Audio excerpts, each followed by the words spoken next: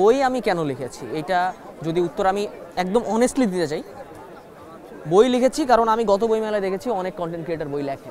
আচ্ছা, এছাড়া আমার কোনো এক্সট্রা অনুপ্রেরণা ছিল না যে আমার কোনো পজিটিভ ইম্প্যাক্ট ফেলতে হবে বা কোনো কিছু এক্সেট্রা না। আমি দেখেছি বই লেখে, সো আমার মনে হয়েছে আমার লেখালেখির একটা শখ ছিল, তো সেই থেকে আমি বই লিখেছি। আমার কোনো আলাদাভাবে ছিল না, কাইন্ড অফ বলতে পারেন আপনি ওই ট্রেন্ডে থাকার জন্য আচ্ছা। বইটা লেখা।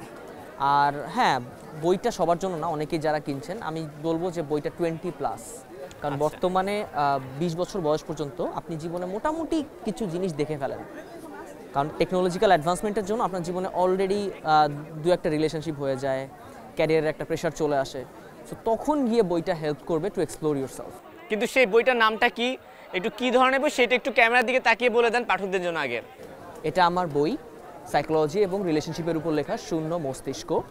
যেহেতু এটা সাইকোলজি, এই জন্য মস্তিষ্ক নামটা এনেছে। আর শূন্য এই কারণে দিয়েছি, আমাদের ব্রেন কিন্তু অনেক ডেটা কনজিউম করতে পারে, একটা এমটি স্পেস, রাইট, যেখানে আমরা অনেক ইরিলেভেন্ট ইনফরমেশন গ্যাদার করি, 24 ঘন্টায় স্ক্রোল করছি টিকটক, ইনস্টাগ্রাম, ফেসবুক, এবং অনেক ইরিলেভেন্ট কন্টেন্ট আমরা কনজিউম করছি, আমাদের এমটি স্পেসে গ্যাদার করছি, রাইট।